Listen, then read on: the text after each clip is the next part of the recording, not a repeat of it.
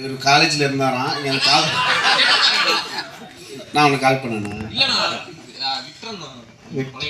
கிடையாது கிடையாது, உண்மையை சொல்கிறேன். எனக்கு சொல்கிறாராம், அவங்க விக்டரி ஸ்டோர் எங்கள் ஏரியாவில் ஒரு பயங்கரமான அந்த கடையில் சாப்பிட்டு தான் நாங்கள் இவ்வளோ பேர் ஒரு மிகப்பெரிய இண்டஸ்ட்ரியில் ஒரு 20 பேர் இருக்கும். அந்த கடையில் தான் சாப்பிட்றோம்.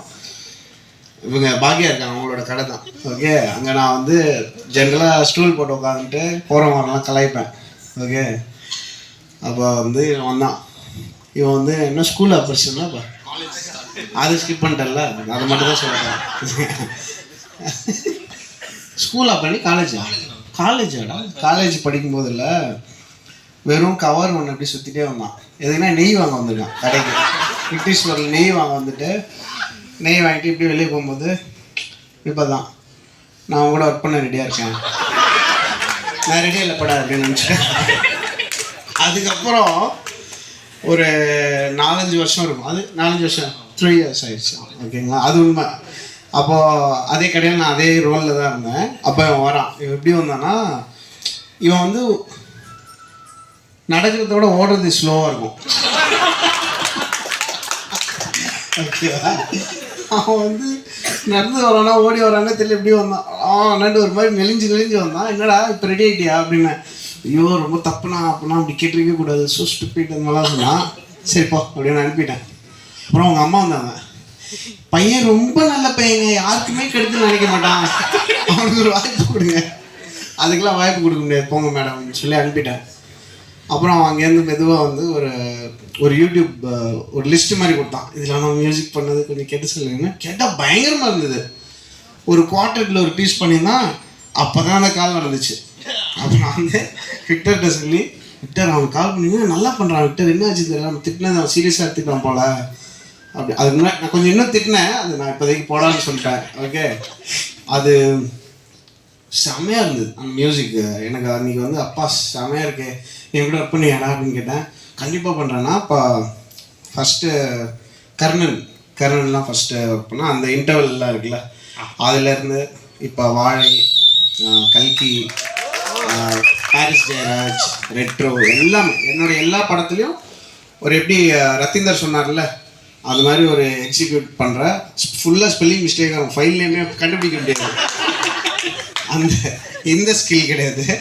மியூசிக் பயங்கரமாக ஒர்க் பண்ணி தந்து அண்ட் அந்த இப்போ ரெட்ரோவில் கூட அந்த கடல்லேருந்து உள்ளே போயிட்டு வருவார்ல அந்த சீக்வன்ஸ் வந்து பிரணவ் தான் அந்த சீக்வன்ஸ் வருது. அப்புறம் ஜிகர்தாண்டா XXL செம. கல்கியில் வந்து அந்த வீரான ஒரு சாங் தீம் வருங்க, அது கர்ணன் அந்த இன்டர்வல் போர்ஷன். அப்புறம் அந்த போலீஸ் ஸ்டேஷனில் இதெல்லாம் வந்து சிங்கிள் ஹேண்டாக வந்து ஒரு பயங்கரமான பெட் கிரியேட் பண்ணி எனக்கு ஒரு வெரி ஃபியூ அசிஸ்டன்ஸாக எனக்கு வந்து நிறைய மியூசிக் ப்ரொடியூஸே பண்ணுவாங்க. நான் யூஸ்வலாக நானே பண்ணிடுவேன், ஏதாவது ஒரு 2 வேலைக்கு தான் இருக்கும். நானே எலக்ட்ரிஷியன், ப்ளம்பர் எல்லா வேலையும் வீட்லேயே பார்த்துட்டு இருப்பேன். வெரி ஃபியூ பீப்புள் தான் என் கூட ஒர்க் பண்ணி மியூசிக்கும் ப்ரொடியூஸ் பண்ணி சேர்ந்து நம்ம அப்படி ஒர்க் பண்ணுவோம். அதுமாதிரி வெரி ஃபியூவில் நிறைய பண்ணது பிரணவ் தான். ஸோ நடுவில் டீ குடிக்க போயிட்டாங்க. ஸோ யா, இது ஐயோ அந்த ஈவெண்ட் மட்டும் சொல்லிட்டு வரேன்னு சொல்லுங்க. ரொம்ப சொல்லுங்கள். அனைவருக்கும் வணக்கம். ரத்தன சுருக்கமாக முடிச்சிடுறேன். இந்த படம் கிஷோர் சார் வந்து என்கிட்ட சொல்லும்போது இங்கே SSR பக்கத்தில் என் ஃப்ரெண்டு கிட்ட தான் உட்காந்துருந்தேன். அங்கே வந்து சொன்னார், அண்ணே ஹீரோ அப்படின்னாரு. ஏங்க என் பொழப்பு கரெக்டாக போயிட்டுருக்கு, நான் அதெல்லாம் பண்ண மாட்டேன் அப்படின்னா. இல்லை நீங்கள் கதையை கேளுங்கண்ணே அப்படின்னாரு. கதையை கேட்கும்போது தான் அது தெரிஞ்சு அவர் பண்ணியிருக்க ஸ்க்ரீன் பிளே தான் அதில் ஹீரோ அப்படின்ட்டு. ஏன்னா எல்லா பார்ட்டு எந்தெந்த இது நடிக்கிறாங்களோ அந்த கேரக்டருக்கு பூரா அந்த பூஸ்டேஜ் இருக்கும். அதனால தான் நான் இந்த படத்தையே நான் ஒத்துக்கிட்டேன். அதே மாதிரி பார்த்தீங்க அப்படின்னீங்கன்னா இந்த படம் மோஸ்ட்லி நீங்கள் பார்க்கும்போது வந்து ஆமாம் எங்கள் சித்தப்பா வீட்டில் அப்படி நடந்துச்சு, எங்கள் சித்தப்பா என்ன இப்படின்னு சொன்னார், ஆமாம் பக்கத்து வீட்டில் இப்படி தானே கேட்டாங்க அப்படின்னு ஒவ்வொரு இதுவும் உங்களுக்கு கனெக்ட் ஆகணும்னு நான் நம்புகிறேன். முக்கியமாக வந்து ரொம்ப டைம் ஆகிட்டதுனால ரத்தன சுருக்கமாக முடிச்சுறேன். எடிட் சாருக்கு பெரிய நன்றி, கேமராமேன் சாருக்கு பெரிய நன்றி, இயக்குனர் சார் கிஷோர் சாருக்கு பெரிய நன்றி, அது போக துரை தேவ் சாருக்கு மிகப்பெரிய நன்றி. முக்கியமாக வந்து ஆல் டெக்னீஷியன்ஸுக்கு எல்லாத்துக்குமே நன்றி. இது டெல்லி பாபு சாரை பற்றி மட்டும் ஒன்று சொல்லிக்கிறேன். இப்போ வந்து கிஷோர் சார் என்கிட்ட கதை சொல்லிட்டு 4 கம்பெனி போனார்.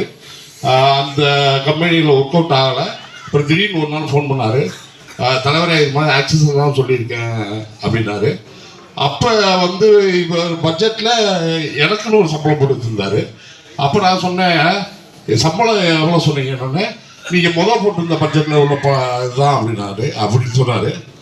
நான் சொன்னேன், ஏங்க நான் கம்பெனி ஆர்டிஸ்ட் வந்தீங்க, மரணம் ராட்சசன் பேஜ் இப்படி படிப்படியாக நான் அங்கே எவ்வளோ சம்பளம் வாங்குறது தெரியுமா? நீங்கள் இப்போ இந்த சம்பளம் போட்டு வச்சுருக்கீங்களே, அவங்க எப்படி நாம் எப்படி அதை மறுத்து இருக்க முடியும் அப்படின்னோடனே அப்படின்ட்டு சரி வாங்க அப்படின்னு போனோடனே சார் வந்து கதை கேட்டாங்க, நல்லா இருக்குங்க நீங்கள் பண்ணுறீங்களா அப்படின்னாரு. ஆனால் அவர் வந்து நான் எதிர்பார்க்காத விட இப்போ நிறையா பெரிய சம்பளமாக தான் கொடுத்தாரு. எனக்கு வந்து இதுக்கு முன்னாடி கொடுத்தாருலாம் அந்த சம்பளம் தான் எனக்கு கொடுத்தாரு. அதனால வந்து டெல்லி பாபு சார் மாதிரி ஒரு ப்ரொடியூசர் வந்து நீங்கள் தமிழ் சினிமாவுக்கு தேவை. அது தேவ் சார் பூர்த்தி பண்ணுவார்னு நினைக்கிறேன். ஏன்னா நிறையா டேரக்டர்ஸை உருவாக்கின கம்பெனி ஆக்சஸ். இதனாலே இந்த படம் ஜெயிக்கணுன்ட்டு என் சுயநலமாக நான் சொல்லிக்கிறேன். நன்றி, வணக்கம். பேர் யாராவது விட்டுருந்தா மன்னிச்சிருங்க, ஏன்னா ரொம்ப டைம் ஆயிடுச்சு. தேங்க்யூ.